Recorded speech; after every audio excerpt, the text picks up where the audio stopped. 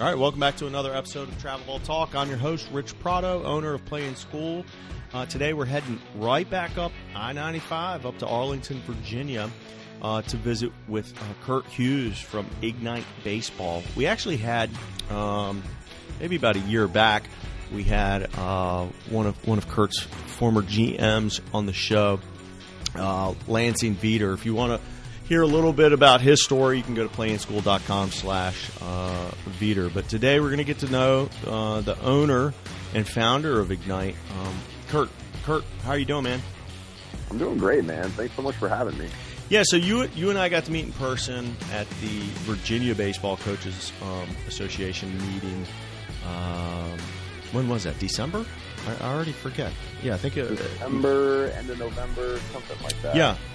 So that's a great event. Anybody who's in obviously in Virginia, but also the DC, Maryland area, put that one on your calendar. It's yeah. The guy. Shout out to Tim Mary, the guy who runs it. Yeah. Is like one of the highest quality humans I've ever met in my life. So shout out to Tim if he's listening. Yeah, Tim lives here in Richmond. He's the head coach over at Trinity Episcopal, which is actually right down the street from where I live, and he gets a pretty big assist from putting on the convention from another good friend of mine, good buddy Sean Ryan, who's the head coach at Benedictine, and both of those are powerhouse private schools here in the Richmond area. Yeah, and Sean is a great guy too. The first one that they had in Charlottesville, Sean and I spent a little bit of time together. Just super quality guy too. That's right. So this was I was there, and so that would have been before you had started Ignite, right? No, it started. It just wasn't like a thing. Like I didn't have a facility. I started first teaching hitting lessons in like 2014. Okay. And then I LLC'd in 2016. Let's just take this opportunity to go backwards and find out your journey. Tell us, tell us the story, where you're from, and how you get from wherever you grew up to where you're sitting now in Arlington, Virginia, at your facility. Yeah, it's a long one, but I'll try to like cruise through it and skip the T-ball years. Skip the T-ball years. I'll speed us up. Grew up in Vermont, not the baseball capital of the world, but I always really really enjoyed the game. I played 3 sports in high school, super small school, like the type of school where it's like I quarterback on the football team, point guard on the basketball team, and shortstop and pitcher on the baseball team. And it wasn't because I was like a plus athlete. It just like we just didn't really have a ton of kids, so like that's kind of what it is if you're reasonably athletic. Played Division III ball first at DeSales University in Pennsylvania. I did that for a year. You played for Tim Nyman. One of my favorite all-time humans. Tim's been on the show. He's a really good guy. I wish I need to reach back out to him. I think, like, honestly, he's like one of those dudes who I really enjoyed as a person. I think I left DeSales. I ended up transferring after a year. I left DeSales a little bit like frustrated, and I think I like was more frustrated with him, but I probably, looking back as like a 32-year-old guy, I probably should have been frustrated with myself. Yeah. I sprained my ankle in the fall, and I had a pretty good like fall series the first weekend, and then sprained my ankle, and then I tried to play through it because I thought that was like the tough guy thing to do, when really I should have just owned up to it and been like, I kind of can't play. So I hit poorly for the rest of the fall, because it's my left ankle. I'm a right-handed hitter. It's like I can't really do anything if I can't land on my lead leg. And, they tried to make me a PO, and I was just like, well, I'm not going to be a PO, and I transferred. So where'd you end up after that? Castleton State. Where's that? Up in Vermont. So you went back home, basically. Yeah, I went back home. At the time, and the other side of it, too, was like, this was like 2008 was my graduating year, right? So like the housing market was like starting to crash. My dad owns a business. They weren't like that. Like I don't think those were kind of years. And at the time it was like basically my parents were like, look, if you like, we kind of can't afford this, basically. And I was like, okay. It actually worked out. Yeah. For the, it may not have felt like it at the time. It sounds like you may, as a probably 19-year-old, you're probably a little bit bitter. Yeah. But despite that, the Nymans are one of the one of my favorite families in baseball. Tim, Doc, Nolan, all of them are. I played with Doc. He was a junior when I was a freshman. No kidding. Yeah. He's now good guy. He's now the coaching at Clarion, kind of on the other side of the state of Pennsylvania. But okay. Yeah. Last time I was up his way, I stayed at his house. I snuggle with his. That's so cool. I snuggle with his dogs on the couch, man. That's cool. He's got these big old shoot. What do you call those? What do you call those? Like bull mastiffs or something like that? No, like those Alaskan sled dog type. Oh yeah, Malamutes or whatever they're called. No. Anyway, Huskies. Huskies. Yeah. That's it. Okay, Big old Huskies. Big old giant Huskies is what he has, and I can't say enough about. But I can also totally empathize with how a 19-year-old with a busted up ankle, trying to get playing time. Like, I get it. Like, it's frustrating. It is what it is. Like, it's not. And I learned this now as a coach. It's like you have to make roster decisions. Like, you just have to. That's part of life. Yeah, and you can't put a kid who's limping around the field out there to hit, right? Yes. Well, I mean, it wasn't he that put them out there. I put me out there. You know what I mean? I was kind of the idiot that was like, I'm going to play through this, where it's like I clearly was not ready to be playing. So, anyways, long story short, went to DeSales, went to Castleton, had a okay year. My sophomore year, we ended up going to regionals that year, won 2 games, actually. That was pretty cool. And then the year after that was when I started, I changed my major to biology with a minor in chem, and I took organic chemistry the next year. So I'm taking that, and it's destroying me, and it's the fall. Mm-hmm. And I'm like, I don't know if I can take organic chemistry too, which I knew I had to take if I wanted to continue with that major. Yep. I don't know if I can take organic chemistry too and play baseball. It's just not going to happen. So I wasn't happy about it, but I made a decision to stop playing baseball. So I played 2 years of collegiate baseball, and then after that I played in some college summer leagues, just because people knew I could play a little bit, and I would get invited to play in some of these. But that was pretty much the extent of my collegiate baseball career. And from that point on, I was like, okay, well, I'm just going to be a professional scientist, basically. So I worked really hard in school, graduated, and I kind of knew that I wasn't going to stay in Vermont. Just the jobs that were around for that type of thing were just not really things that I wanted to do. My goal always, as a kid, was just I want to help. I didn't really know what that meant. I just wanted to try to help people. And the jobs that were around Vermont in the kind of bio/chem space were I had an interview with Cabot Cheese, which looking back, I guess that would have been pretty cool. Just eat a bunch of cheese all day. Yeah. And, quality control. Yeah. So I interviewed with them, which the second interview I actually canceled because I already made the decision to move down here, and I didn't want to be tempted by fate on that.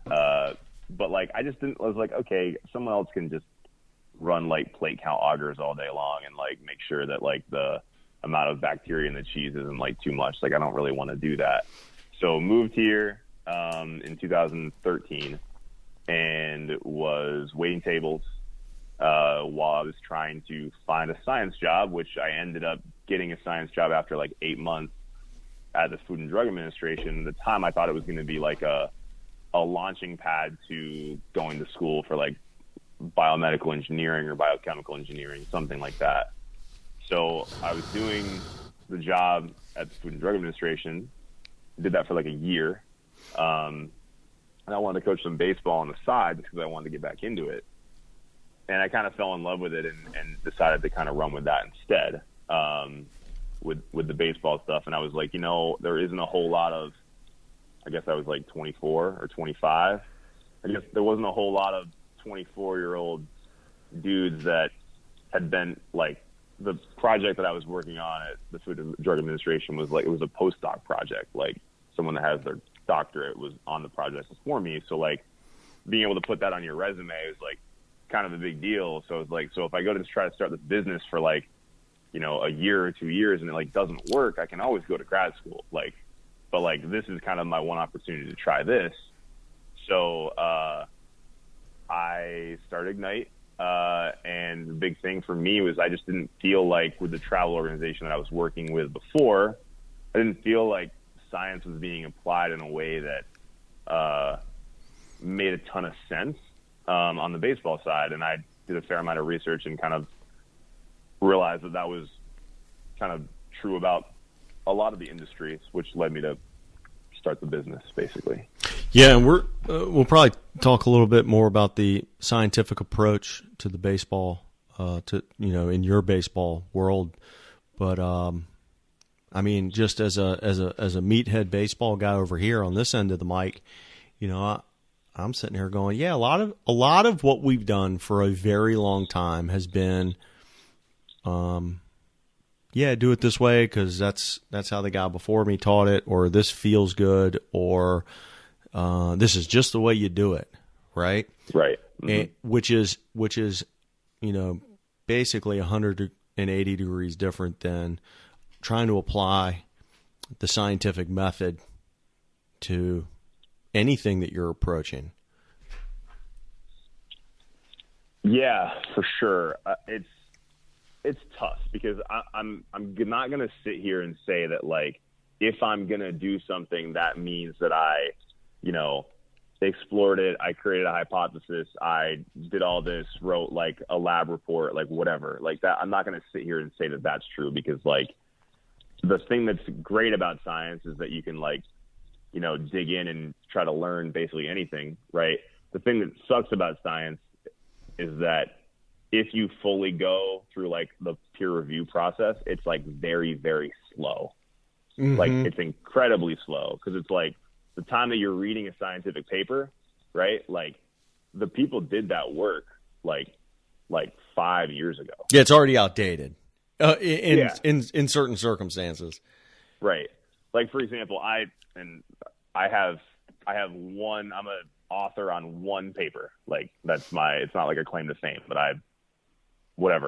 this model that I built or helped build to predict whether a drug was going to cause chromosome aberrations, which is basically just like deforming the chromosomes like on a cell, basically. I built a model like to predict that, right? I did that in 2015, I think. 2015. And I think I got the like notification that I like was an author on like a published work in like 2020 or like 2019, something like that. Yeah, that's not quite fast enough for trying to help a 13-year-old improve his swing. Right. So The biggest thing for me, right, is that I try to always move back to things that I know are true. So I'll give you like an example, like something that we know is true, right, are like Newton's laws. Like they're always going to be true, right? You can build bridges on Newton's laws. You can send rockets into space on Newton's laws. They are true. Like we know they're true because you drive to work every day and the bridge that you drive your car over does not collapse, right? Like these things are 100% true. Now there's other things in science from like the peer review side, unfortunately, that like are like shades of true, or they're like 50% true, or things of that nature, right? Because it's like, there's a correlation between X and Y, right? It doesn't mean it's causation between X and Y. So it's really important to like, for us anyway, to organize our training around things that we 100% know are true, if that makes sense. Yeah. And this leads us to the conversation we had at the Virginia Baseball Coaches Association. Was you were walking me through sort of like your approach to hitting, your approach to teaching hitting, which was sounded very much, like from a scientist's mind. Like if you can do this, then we'll move on. But if you can't do this, we're not moving on. Can you walk us through sort of like your thought process, and for the curriculum that you've laid out for your hitters? Yeah. So you ever like done in math where you'll have like, let's say like the number like 64, right? Will be like at the top, and then you'll try to find like what things are multiples of that. So you'll put like 64 will be at the top, and then you'll have like 8 and 8, right? And then there's like 4 and 2, and then there's like, 4 has multiples of like 1, 4, 2, and 2. You're familiar with this? Like a tree? That? Yeah. Okay, so in science, like the way that we were building these models essentially were kind of like that, right? And the thing that was like at the top was like the thing that's like most important or most predictive in the outcome of whether the chemical was going to cause the outcome or not cause the outcome. Does that make sense or not really? Sure. We'll say it does. Sense. Okay, cool. So like essentially, like the way that these models would work is they would give you a call at the end, and they'd say, okay, this chemical has a 70% chance of being toxic. Like the pharmaceutical company needs to test this drug to make sure it's not toxic if they want to have it in in this drug, basically. So like that's how these would work. The pharmaceutical companies would like send us things. They'd be like, hey, run through your data and tell us if we need to actually test any of these. And we'd send it back and be like, these chemicals are good. This chemical is not good. You either need to like remove it or you need to like prove to me that it's going to be negative. Otherwise, we're not going to approve it. Does that make sense? Okay. So anyways, it would give you a call and it would say like, yup, it's probably going to be positive, or no, it's not going to be positive. So I just kind of flipped that. It was like, well, what if I had a model that was like, you could plug a hitter into it and it would spit it out at the end. It would say, yes, this hitter is going to be like a functional hitter that will be able to play really well in baseball or softball games, or no, this hitter is not going to be a functional hitter that's going to play very well in baseball and softball games. Right. And so which really like led me into like video analysis. And I was like, okay, like what things matter? Like what are the things that actually like are predictive in someone being a successful hitter or not being a successful hitter, right? So like if I could plug a hitter's movements into one of these models and it would spit out and be like, yep, there's a 99% chance of this person being good, or like, oh, it's going to be like a 30% chance that this person like is bad, if that makes sense. Mm-hmm. So now I don't have that model. Like I haven't like ran numbers on that. Like I wouldn't be able to actually numerically spit that out, although maybe one day that would be a fun exercise. But it led me to dig into like what are the things that actually matter. And for me, the biggest thing is like swing decisions. If we make good swing decisions, then like that's like step one. Because like, Ted Williams always said, like, the most important thing in hitting is getting a pitch to hit. So if we're swinging at bad pitches, our swing doesn't really matter. And so through like a lot of video analysis and through a lot of like trial and error, I basically found that like if you don't move your pelvis forward a little bit during your stride, your ability to get your swing off quickly is really, really hindered. So I was like, okay, well, if I can't get my swing off quickly, then like nothing else matters. So for us, the forward move of the pelvis during the stride is level 1. If we can't do that, then nothing else matters.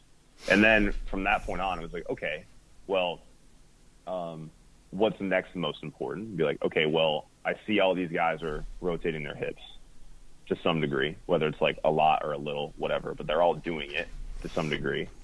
And that for us is like, okay, well, that's the way the body creates potential energy, because when the pelvis rotates, it creates stretch across the core, which we can then use like later on in the swing. So that became level 2, the pelvis rotating. And then level 3 is the chest coming back to the pelvis. So it's translating that potential energy into kinetic energy. So like those are kind of like our big 3. And that allows us to have good swing decisions. It allows us to hit for power, and it allows us to be relatively consistent with where our barrel goes when we swing. So if I'm a kid and I'm coming in, you're going to evaluate me and say, well, you're not doing the first thing well, or you're not doing step 1 at all, or it's bad. So we're not even going to focus on step 2, 3, 4, right? We're gonna work on step 1, which is that, like, this clicks in my head. You know what I mean? Like it's like you can't if you're building a house, you got to build the foundation first. You can't start with the roof. You got to do things in order. And I like the way this setup for teaching your students. Just, hey, you're going to do step 1 first. When you master step 1, let's move on to step 2. At least that's the way I hear it. Am I putting words in your mouth? No, that's right. I mean, I would say that like for levels 1 and 2, that we're pretty skilled at being able to do those both at the same time, but we don't talk about level 2 or 3 when we're doing it.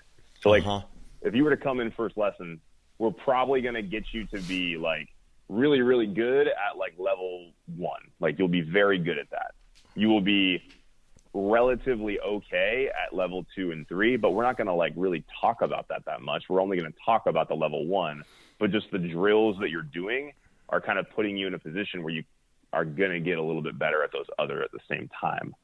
For us, the biggest thing is like when we focus on the forward move and when we focus on rotation, a lot of the other things, like with the way the upper body moves or whatever, right? So like, let's say, someone might like arm bar or like bat drag, or they're long to the ball. Really, those are a different way of saying long to the ball, like those 2 other things. But let's say they're like long to the ball with their upper body. Mm-hmm. Generally, when people rotate better and when people move forward better, it cleans up a lot of that stuff. So it's kind of like, like if you're watching like a vampire movie, if you kill the head vampire, like all the other vampires like turn back into humans. Like that's kind of how this stuff works. If the order is correct, it kind of brings a lot of other things along for the ride. Find the right domino to knock over first. When you find the appropriate domino to knock over, a lot of the other things fall into place. Yes. We don't usually go deep into like mechanics and skill sets on this show. Usually, let's just travel ball talk. I usually talk a lot about travel ball stuff, but this is really interesting to me. The add on to this piece is sort of like how it feels almost prescriptive, right? Where like a young hitter comes in and you see where he's deficient, and then you turn it around and say, okay, you are deficient here in this second step or third step. And since you're deficient in the second step or third step, I've got these 4 drills for you to work on to get you proficient. Is that accurate? Yeah. I would say the only thing that I would like push back on is generally it's like 1 drill. Oh. It's like even more prescriptive than that. So it's like in my thing, we usually talk to people about like if you go somewhere else, and I'm not doing this to draw a distinction and be like all our competitors suck. That's not what I'm saying at all. What I'm saying is that like generally, in my experience, either working for people or like going to baseball camps when I was a kid, it'd be like here's these 16 different like drills that we're gonna go through. And I would get like 30% good at like 50 things, right? Like our thing is like we want to select the right drill for you, and we want you to be 100% good at that drill. Makes sense. That makes sense. No, totally makes sense. Totally makes sense because, because a lot of times you're given a string of things. Hey, do all these different things, and you're really not sure which one's making you move in the right direction.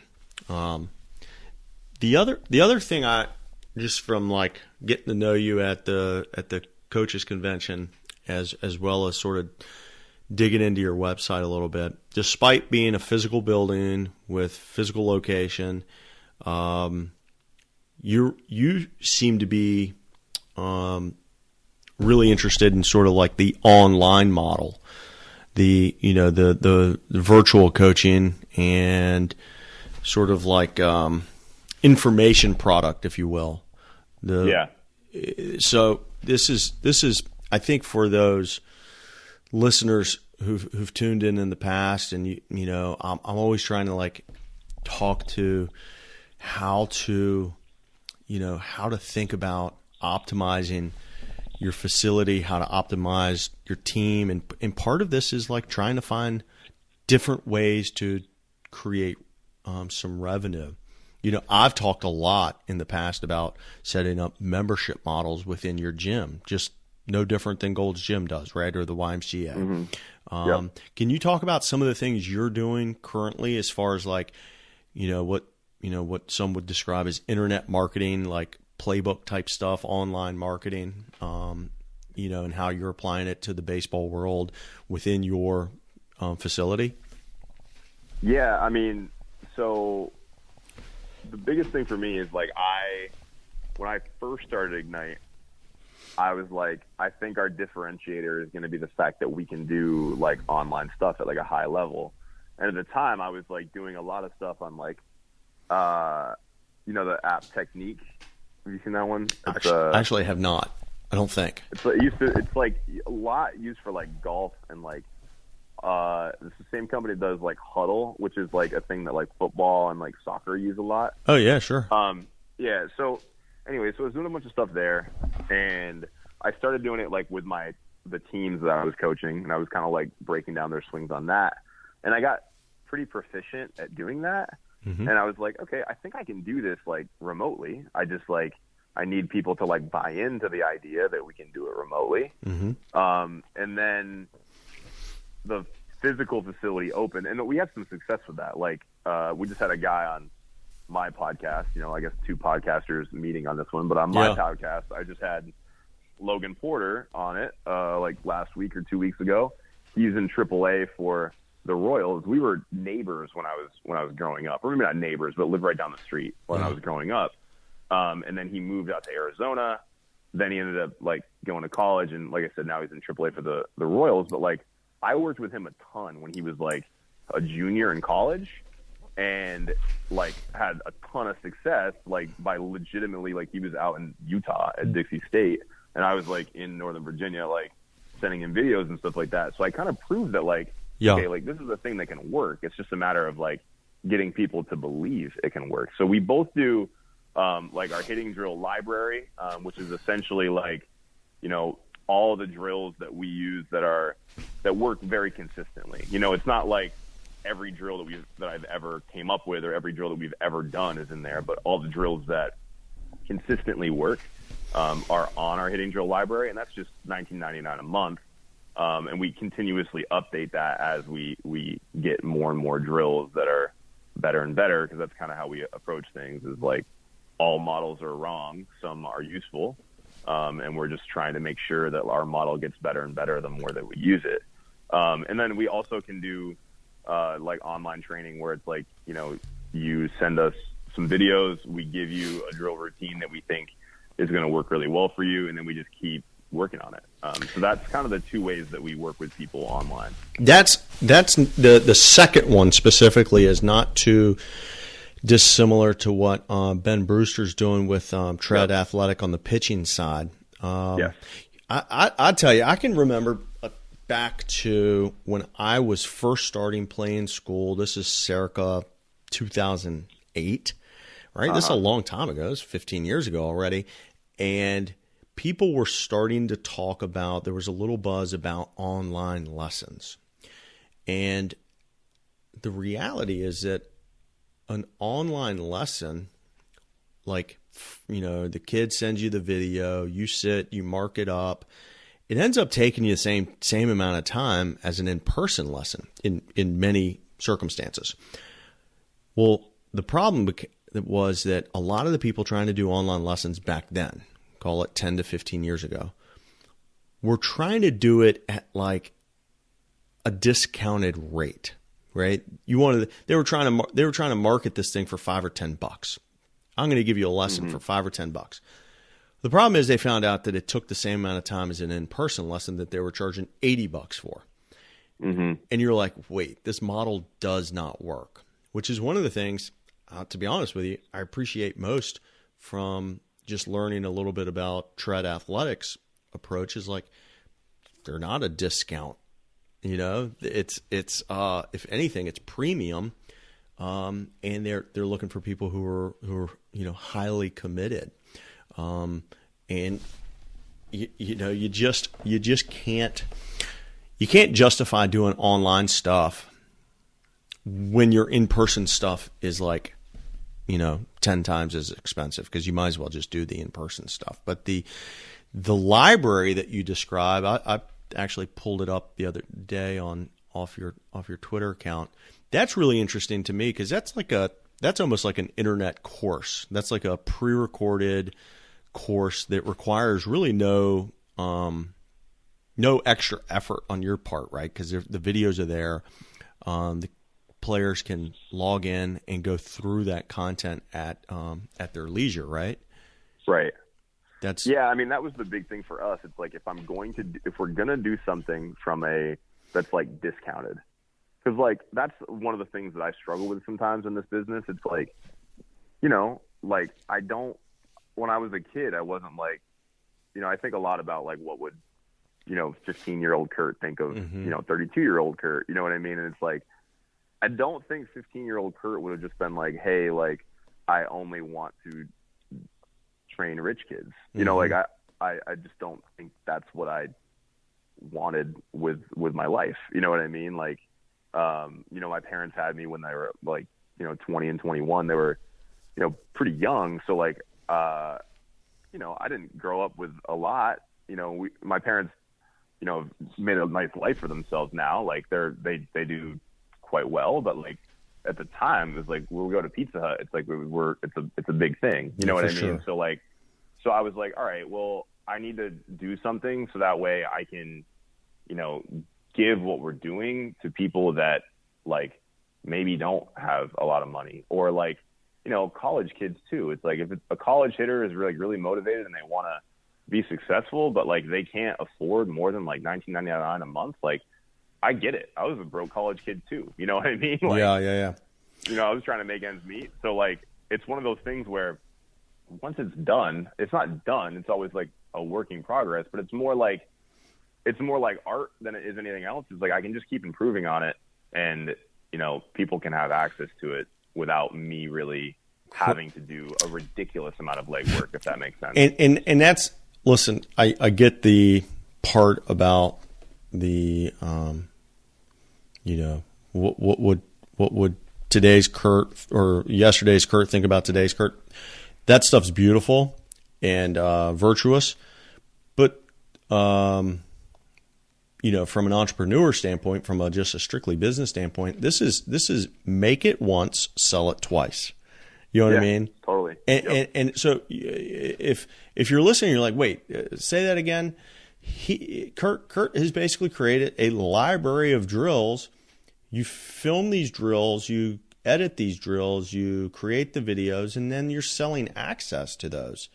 Yep. It's like a book. It's a book. And listen, I've got I have courses on my website that I've done, and I barely ever talk about them. But you know, it's the same thing. You go through, you put the time in once to create the content, and then you can sell it over and over and over again. And the thing is, like, it's $20 a month.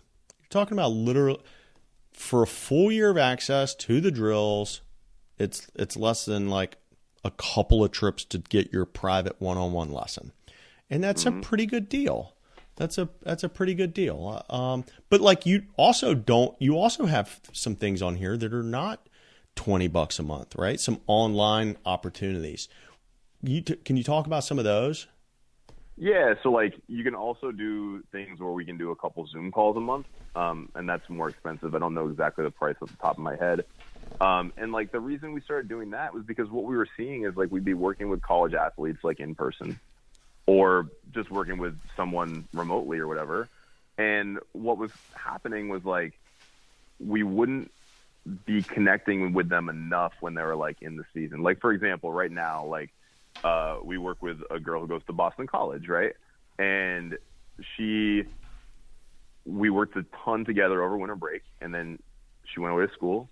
And like in inter squads and stuff like that, she was like crushing it, like just texting me about how awesome she was doing. And then like, you know, the season just started up, and like she's doing fine, but she's kind of like reverted to a couple things. Just, you know, you get in high stress environments, and sometimes like you revert to some of like your old stuff. So like what we want to be able to do is like we want to help, you know, athletes, you know, be able to like fly the plane better when it's actually in the air.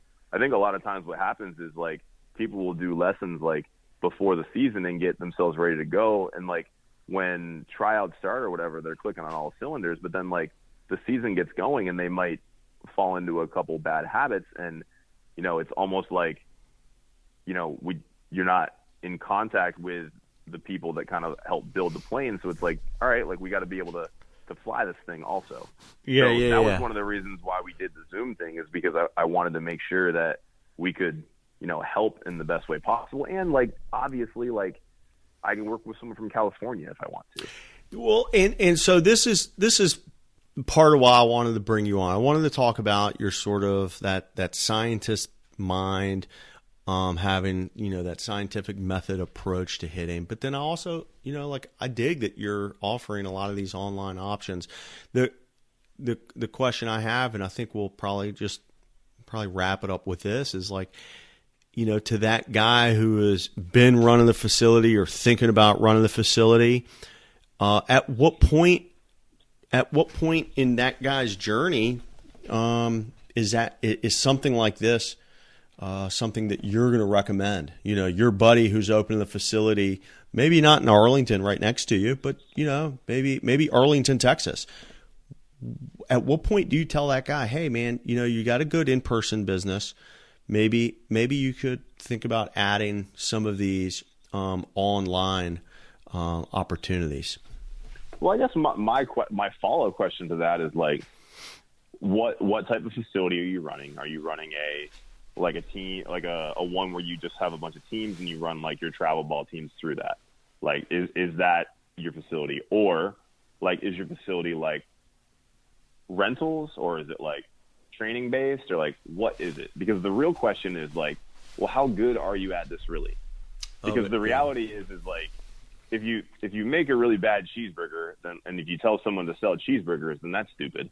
Like, you probably should make a really good cheeseburger and then worry about that stuff. So like, if you feel like you are like excellent at this and you're really, really helping a lot of people get better, then like, then it makes sense to like do that type of thing. But like, before you're at that spot, like, I don't know. And I think the only person that can really answer that question truthfully is like you. So if you're looking in the mirror and you truly believe that you can help like anyone anywhere with the information that you're getting, then you should do it. And if not, then not yet, and that's okay. Yeah.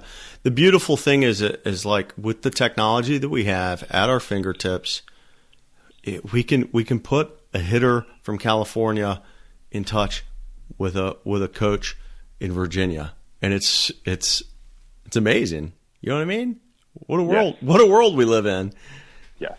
I dig it, man. Listen, this has been fun. For me, it was more like I wanted to sort of highlight these couple of interesting things that you have going on, sort of your approach to hitting, combined with your approach to getting it in front of hitters from anywhere. Do you have any sort of like parting shots for any coaches that are still listening? Yeah, I mean, just my big thing, and I heard Kyle Bodie say this a couple of years ago, is that like if you're someone who wants to run a facility or coach baseball at a more like organizational level, the big thing is that like the baseball component of it is not really work. Like the work part of it is work. So like I think a lot of people get into this type of business and they think that, you know, they're going to be successful at it just by doing the fun stuff. And unfortunately, if you want to be successful really at anything, you have to do a lot of things that are not fun to make the stuff that you're doing more fun. So I guess that's my message is if you want to get into baseball, like, don't think of it as a departure from doing things that are difficult. Like, you're going to need to do things that are difficult if you want to be successful at this. Well put. This has been Kurt Hewes with Ignite Baseball, owner, founder. Kurt, I appreciate you coming on today, man. This has been good. Yeah, Rich, I had a really good time. Thanks again, man. You got it. Hey, hang on one second. I'm gonna stop the recording, but don't hang up. Okay, cool.